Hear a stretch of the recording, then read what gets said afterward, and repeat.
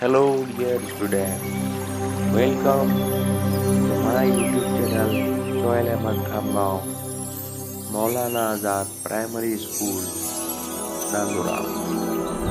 I hope you fine and ready for this lesson. Here is the title, The Man Who Never Lied. Standard 6. Please listen carefully this lesson and I will translate this lesson. An explanation. The man who never lied. जो इंसान कभी झूठ नहीं कहता. The one special thing about Muhammad was that he never told a lie. एक मखसूस बात या चीज़ है कि मोहम्मद कभी झूठ नहीं कहता था.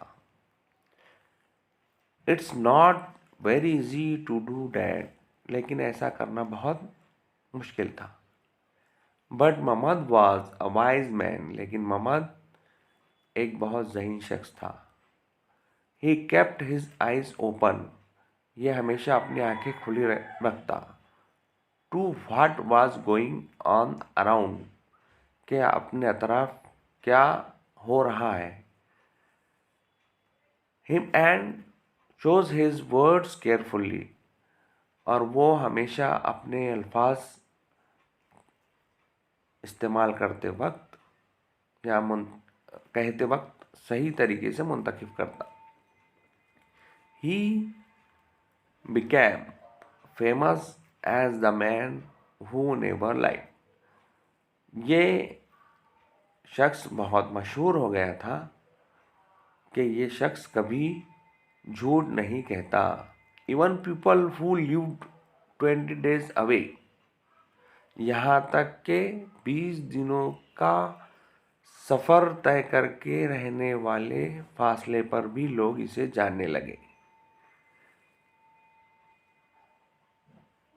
Knew about him.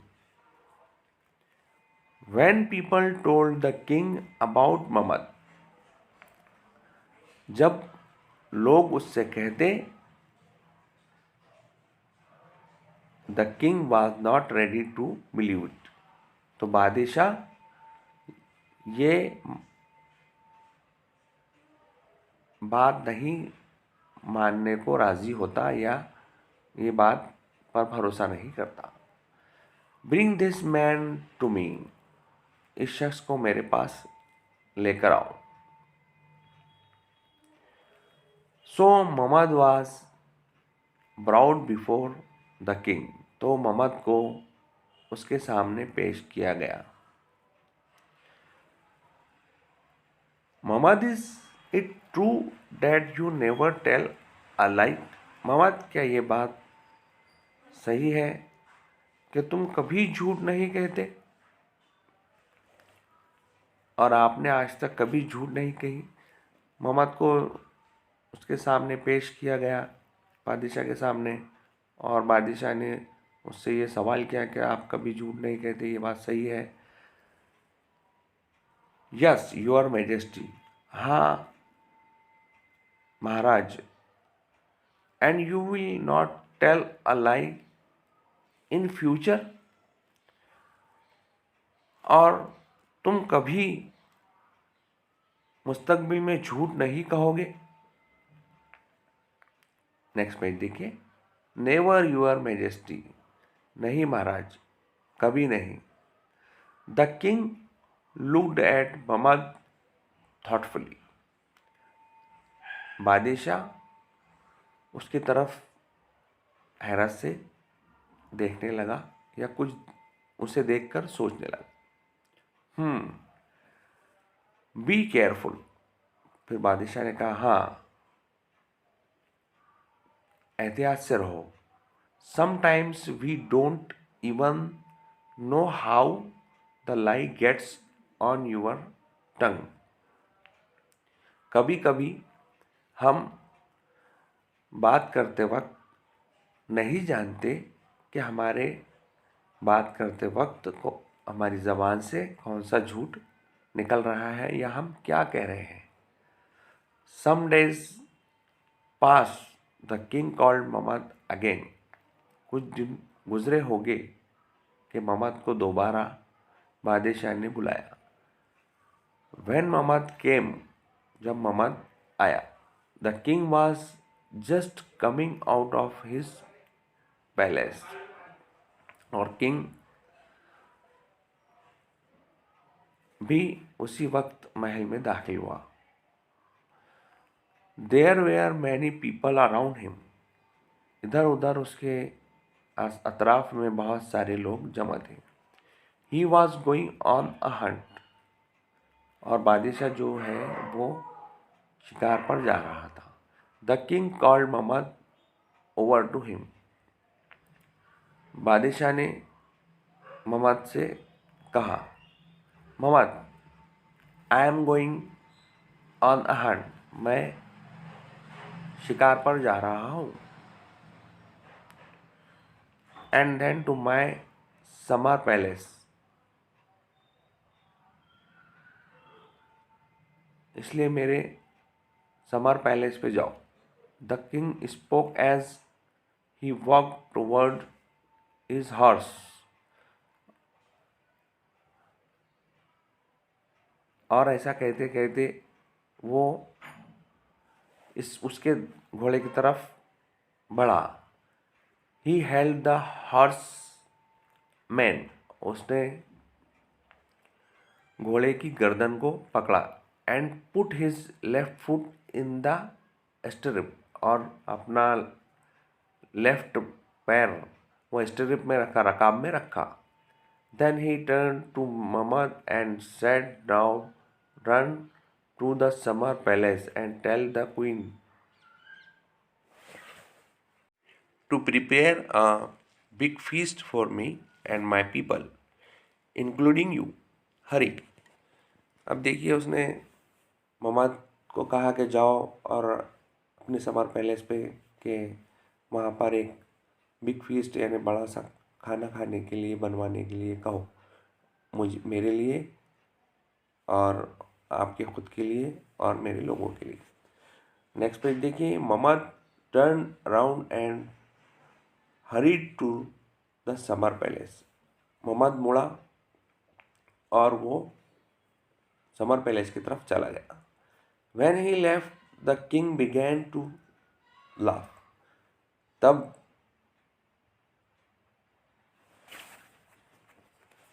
वो यहाँ से गया, लेफ्ट हुआ, तो बादशाह हंसने लगा। I am not going anywhere. मैं कहीं नहीं जा रहा हूँ टुडे। आज मैं कहीं नहीं जा रहा हूँ। Just wait till Mamad tells this lie to the queen. और देखिए अब ममद जो है क्वीन को जाकर झूठ कहेगा।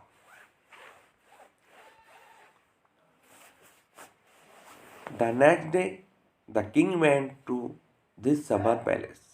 दूसरे दिन किंग समर पैलेस में गया। Did Mamad tell you to prepare a feast for me yesterday. क्या ममद ने तुम्हें एक बड़ा खाना बनवाने के लिए मेरा मैसेज दिया था। फॉर मी, मेरे लिए, और गुजरे हुए कल में। इट वॉज अ लाई, ये एक झूठ था। Mamad gave me your message yesterday. Mamad ने मुझे कल ये मैसेज दिया था। The queen answered. रानी ने जवाब दिया। Mamad said, may be the king will come here. हो सकता है कि बादशाह सलामत यहाँ आए। By noon may be he won't. By noon may be he won't, या ये भी हो सकता है कि वो यहाँ ना आए। ऐसा क्वीन ने उसे जवाब दिया। यहाँ देखिए कि बादशाह ने उसे जब ये कहा था कि जाओ मेरे लिए खाना बनाने के लिए क्वीन को महल में जाके मैसेज दो, उस वक्त बादशाह सलामत ने रकाब में पैर रखा, घोड़े की गर्दन पकड़ी और वो चढ़ा नहीं था। लेकिन यहाँ पर मोहम्मद ने पूरा जायज़ा लिया कि बादशाह अभी घोड़े पर बैठा नहीं और गया नहीं था। जब उसने उसे मैसेज देने के लिए कहा था तो वो वहीं मौजूद था, और वो मैसेज उसने यहाँ आकर यही उसे बताया क्वीन को कि बादशाह अभी गए नहीं हैं, हो सकता है कि वो शिकार पे चले जाए या फिर आपके यहाँ पर खाना खाने के लिए आए या फिर वो समर पैलेस में आए, क्योंकि बादशाह उस वक्त तक वही मौजूद था।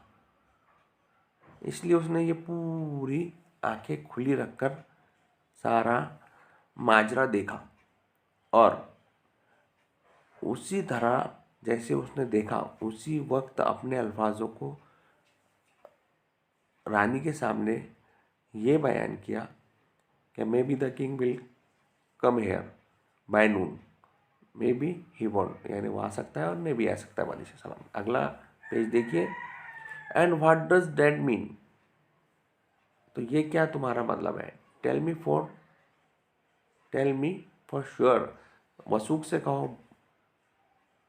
आई told Mohammed but Mohammed said, मैंने कहा मोहम्मद से, बट मोहम्मद ने यही कहा I can't tell you for sure, मैं तुम्हें वसूक से नहीं कह सकता।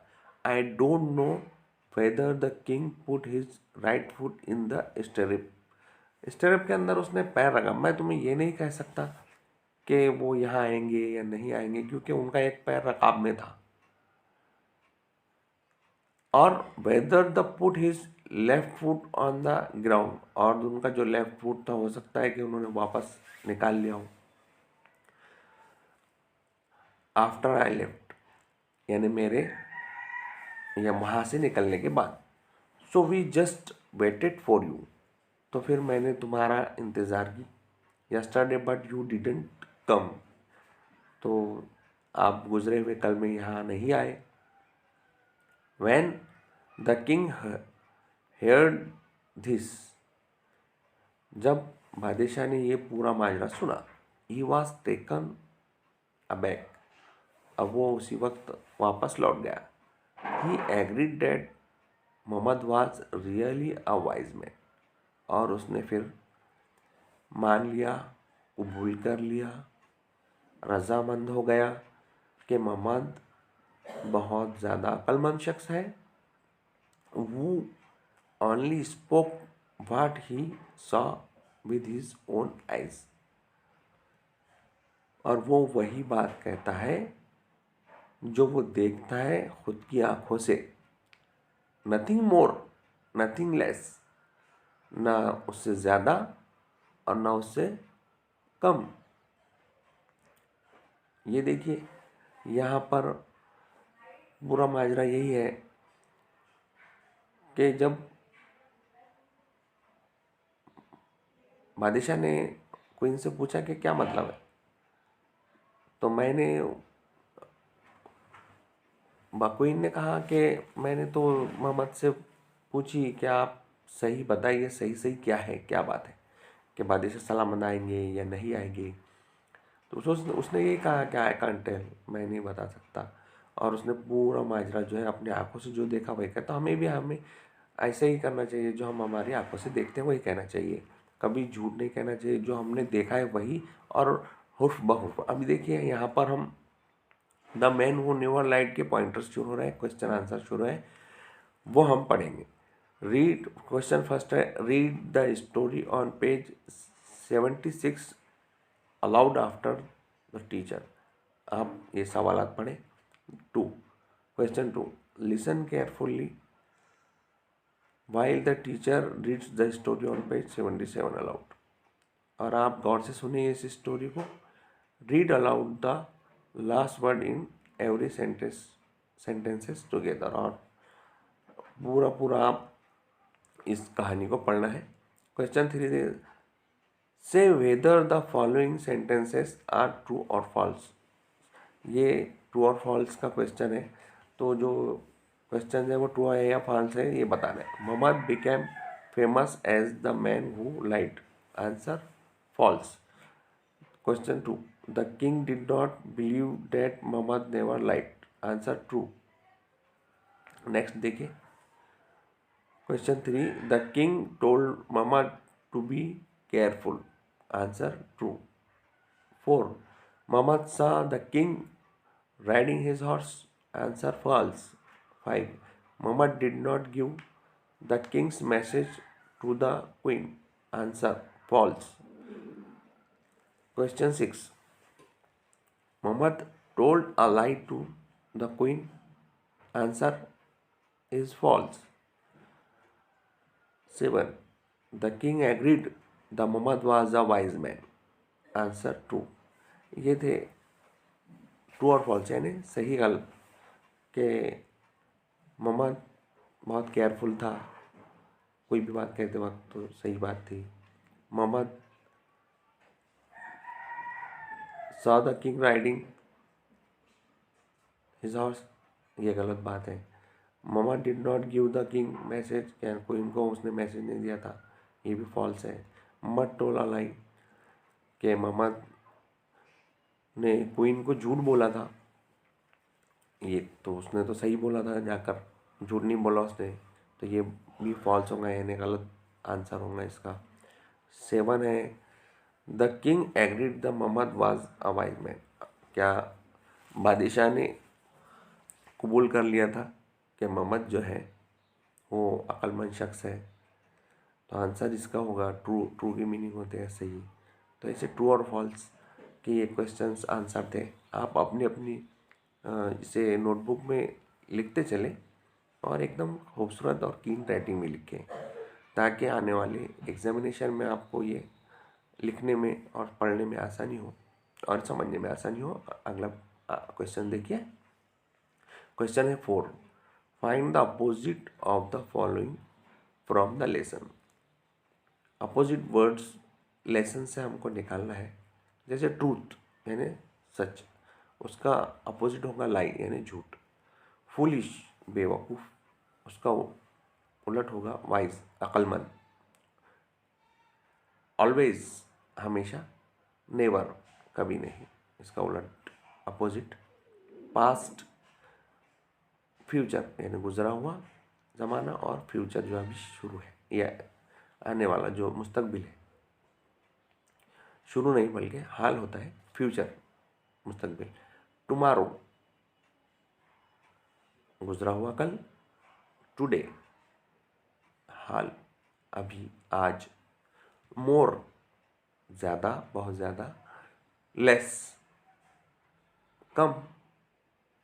तो ये find the opposite of the following from the lesson, हमने ये जो ढूंढे हैं लेसन से, ये रहा आपके सामने।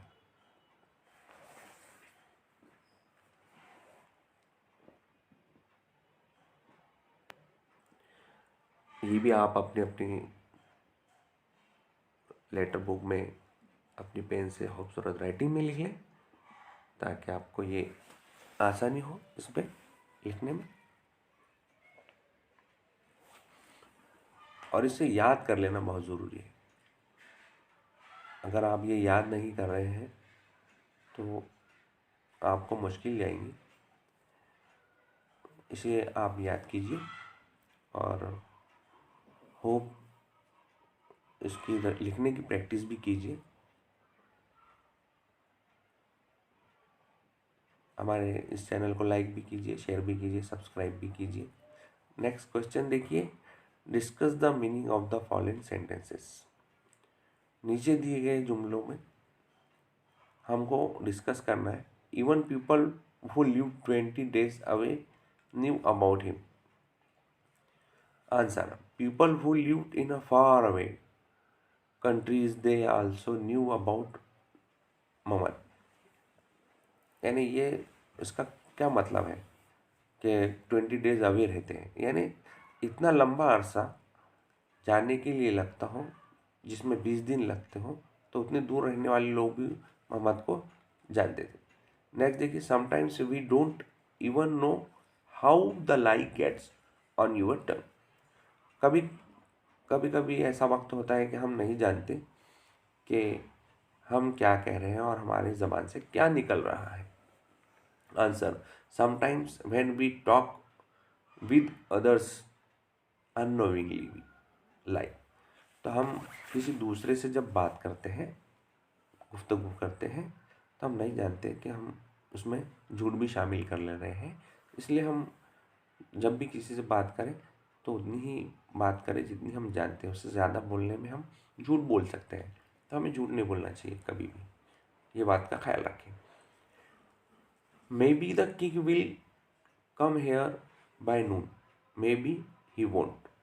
आंसर है, the king said that he will come here by noon, either he will come और द वोंट कम।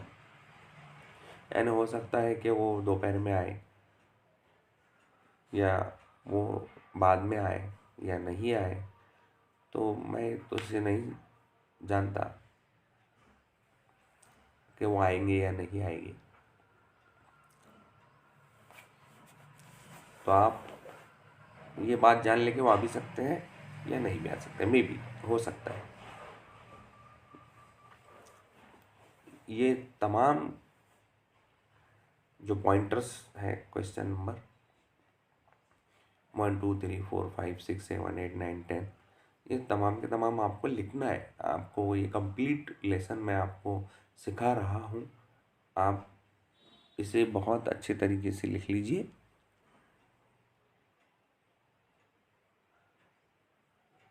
अगर ये आपको आज के लेसन में पूरा समझ में नहीं आया तो आप दोबारा हमारे यूट्यूब चैनल सोहेल अहमद खामगांव पर इसे देखकर समझ सकते हैं, और ये सब तमाम एक्सरसाइज धीरे धीरे आप उस पर देखकर लिख सकते हैं अपनी बुक में।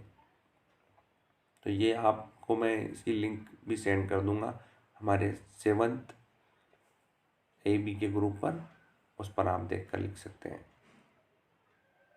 आइए नेक्स्ट क्वेश्चन देखते हैं 6। क्वेश्चन 6 है, form as many words as possible by combining one word each from A and B, translate the words you। अब देखिए यहाँ पर हमको इसकी ट्रांसलेशन करना है, ए और बी को मिलाना है सबसे पहले तो। अब इसमें देखिए, no, every, any, thing, body, one, where. तो ए बी और ए से हमको दो बी को मिलाना है। जैसे देखिए यहाँ पर आंसर ए है, जैसे nothing, nobody, no one, nowhere, anything, anyone. अब बी है, जैसे देखिए थिंग को हमने इस्तेमाल किया, अब बडी को मिलाना है। यहाँ पर everything, everybody, everyone, everywhere, anybody, anywhere. अब इसका मतलब होता है नथिंग कुछ नहीं, नोबडी कोई नहीं, नो वन एक भी नहीं, नो वेयर कहीं नहीं, एनीथिंग कोई बात नहीं या कुछ नहीं, या कोई एक, एनीवन ये कोई एक यहाँ होता है। उसके बाद एवरीथिंग हर चीज़, एवरीबडी हर शख्स, हर एक कोई, एवरीवन हर एक, एवरीवेयर हर तरफ, एनीबडी कोई एक, किसी एक, एनीवेयर यहाँ कहीं। इस तरह से इसके सेंटेंसेस से हम ट्रांसलेशन कर सकते हैं। आप चाहे तो गूगल ट्रांसलेशन से भी इस्तेमाल करके इनके जवाबात ट्रांसलेशन कर सकते हो और अपनी बयान में लिख सकते हो। तो ये देखिए, ये था आपके सामने क्वेश्चन नंबर 6, और इसके हमको जैसे हमने बनाया है, nothing, nobody, no one, nowhere, anything, anyone, everything, everybody, everyone, anybody, anywhere. तो इस तरह से आप भी अपनी बयाज में बना लीजिए और लिख लीजिए। हमारे इस चैनल को लाइक कीजिए, शेयर कीजिए, सब्सक्राइब कीजिए, बेल आइकन के बटन को प्रेस ज़रूर कीजिए ताकि आपको हमारे नए आने वाले वीडियोस मिल सके और आप ये तमाम लेसन सीख सकें। उम्मीद है आपको ये हमारा जो लेसन है समझ में आ रहा होगा। आपके सामने स्क्रीन पर जो है वो आप जल्द से जल्द लिख लें ताकि नेक्स्ट क्वेश्चन हमारा 7 आने वाला है, आप जल्दी से जल्दी से लिख लें।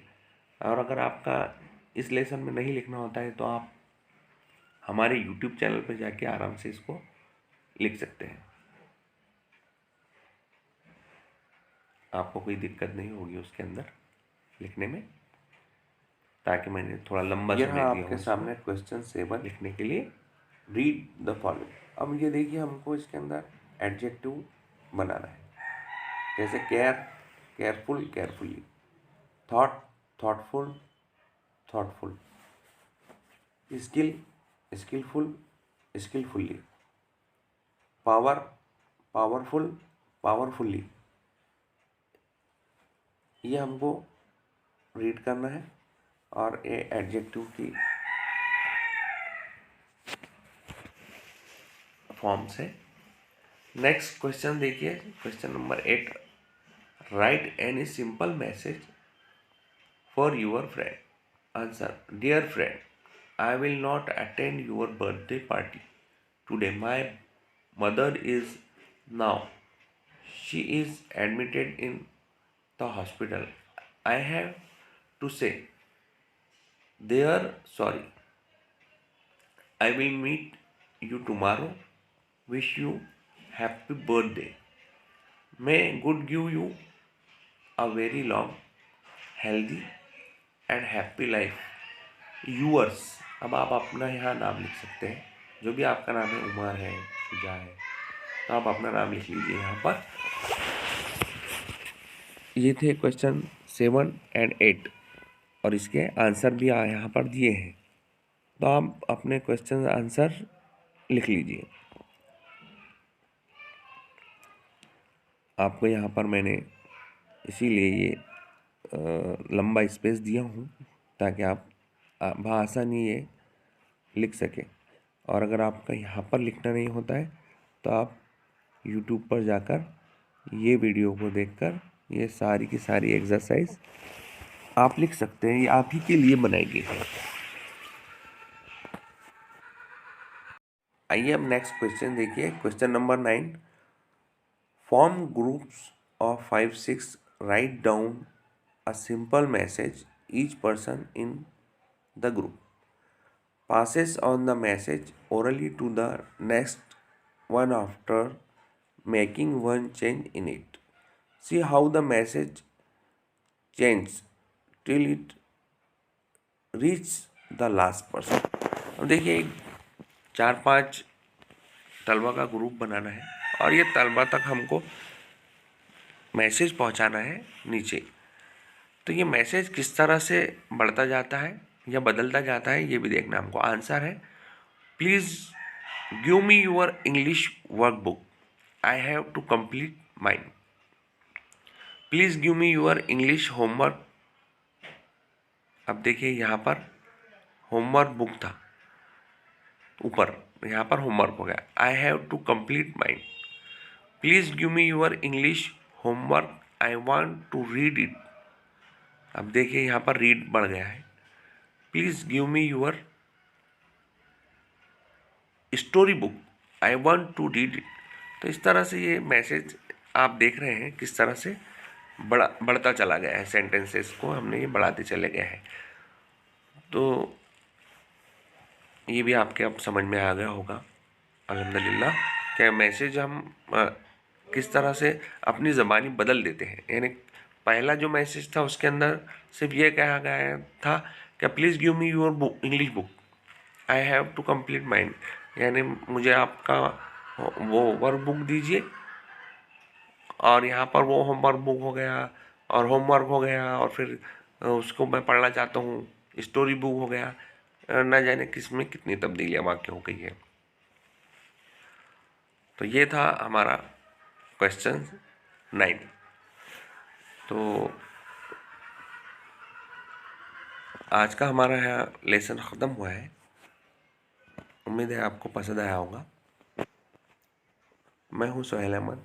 हमारे इस चैनल को लाइक शेयर सब्सक्राइब ज़रूर कीजिए और हमारे बहुत सारे छठी जमात के लेसन्स पहले से लेकर तो लास्ट तक बने हैं, वो भी आप देख सकते हैं आपके खाली वक्त में। और उसे बार बार देखने से आपको तालीम में इजाफ़ा होगा और आपके इम्तिहान में आपको बहुत ज़्यादा आसानी होगी। इसके हमारी स्कूल से बनाए गए तमाम लेसन्स आप देख सकते हैं यूट्यूब पर। सोहेल अहमद खामगांव करके अगर आप डाल रहे हैं, सोहेल अहमद खामगांव मौलाना आज़ाद प्राइमरी स्कूल भी डाल सकते हैं आप, तो आपको बहुत आसानी से हमारा ये यूट्यूब चैनल मिल जाएगा। अब नेक्स्ट देखिए question 10, find the past tense forms of. अब ये जो वर्ड दिए गए हैं पहली रो में, वो अभी प्रेजेंट है समझ लीजिए, उसके पास्ट टेंस ढूंढना है हमको, यानी हाल से उसको गुजरा हुआ ज़माना बनाना है। जैसे अभी है और था। अब यहाँ देखिए पहले लिखा हुआ है टेल, उसका बच जाएगा टोल्ड।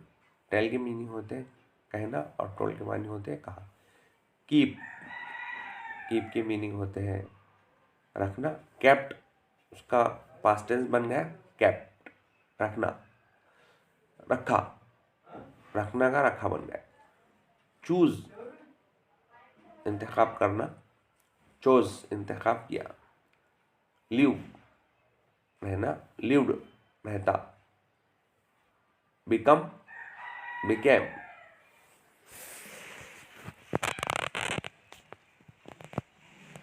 Look, looked.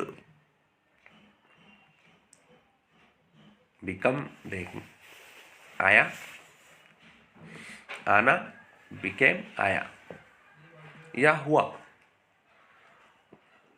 लुक देख, देखना, लुक्ड देखा।